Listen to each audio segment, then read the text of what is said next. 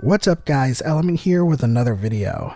This time I'll be talking about a theory I had walking out of the theater as I finished watching Star Wars The Force Awakens. Now, this is not going to be a huge review, but I will say easily it's one of my top Star Wars movies. My ranking goes like this: Empire Strikes Back, The Force Awakens, Return of the Jedi, and A New Hope. The new Star Wars movie breached the original trilogy. So let's get straight into this theory that I have. Now, spoiler alert, please, I'm going to give you guys 5 seconds to stop this video if you haven't seen the movie.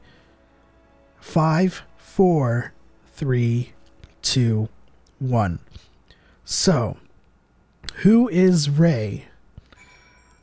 Now, the only people in the movie that don't have surnames is Finn and Rey. And so obviously Rey is the new Jedi because of what we saw in the movie. Now, who is she? My theory is that she is Obi-Wan Kenobi's granddaughter.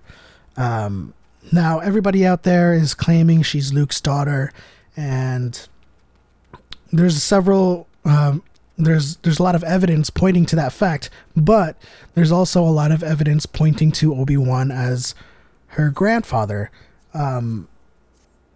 And I think, her being Luke's daughter is just lazy writing, in my opinion. I think it's something that is so predictable and probably something that just would have been like a cop-out, in my opinion. Like, it would be so much more interesting if she was Obi-Wan's granddaughter, and I'll tell you why. So, in A New Hope, Uncle Owen, when talking about Obi-Wan Kenobi, he says, "That wizard is just a crazy old man." And he goes on to say, "I don't think he exists anymore." Now, in The Force Awakens, Rey, when she hears about Luke, she says, "Luke Skywalker? I thought he was just a myth." Now, that right there is equivalency. So you could say that Luke is to Rey what Obi-Wan was to Luke. So we all know that, from the point of episode 3, where he defeated Anakin, and then, Luke and Leia were separated and hidden for their own safety. We don't know what happened. We don't know what Obi-Wan did during his time as a recluse, becoming crazy old Ben.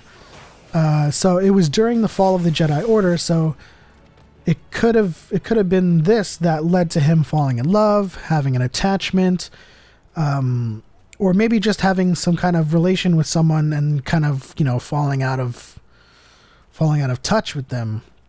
But in the time it takes to get to The Force Awakens, it's sufficient enough for Rey to be prime age to be his granddaughter. Now, moving on, it is so out of character for Luke to abandon his child on a remote planet, especially Jakku. Why not Tatooine? Okay, Luke is trying to restore the Jedi Order, as we're told in The Force Awakens. So the teachings of non-attachment and possession would affect him. And, like, realistically, when Luke and Leia were separated, they were left with loved ones. He had Uncle Owen, and Leia had, her family. Why would Luke leave Rey on an abandoned, or abandon her on a desolate planet like Jakku with no one to watch over her? I mean, she has a vision of someone leaving her, but no one takes her in. What we get from the movie is that she is on her own, scavenging and just looking out for herself. So I think it's totally out of character for Luke, especially if he's going to abandon her and force mind wipe her. It's totally out of character, and again, too easy for the writers to be like, "Hey, she's Luke's daughter." So, also in Rey's Force vision, first of all, everyone thinks that Rey has an attachment to the lightsaber because it belonged to Anakin and it belonged to Luke. However, Obi-Wan's voice is calling to Rey in that moment. Okay, the Force awakens within her. Obi-Wan's calling to her. It's his voice saying Rey, Rey. And when she's having the vision, it's also his voice that says, "These are your first steps," or something to that degree. So it's his voice that leads her to the lightsaber. And she also sees the Knights of Ren in the vision too, so it has nothing to do with Luke. It's just a Force vision of things in the past, present, and future. And if you want to use the whole attachment to the lightsaber argument, then don't forget during his time in exile, Obi-Wan also had the lightsaber in his possession. You know, he took it from Anakin and had it that whole time until he gave it to Luke. So the next point of evidence is the Jedi mind trick device. It's a throwback. So who in the history of Star Wars is best known for manipulating the minds of their enemy with the Force? Who is notorious for that? It's Obi-Wan, with the famous, "These are not the droids you are looking for." And that's it. Now, Rey, in the movie, comes up with a mind trick of her own when she's captured, and she tells the stormtrooper to come unshackle her and leave the room and drop the gun. That's a huge connection to Obi-Wan Kenobi. And now there's also the foreshadowing of the lightsaber. Obi-Wan took the lightsaber from Anakin when he defeated him and passed it on to Luke in A New Hope.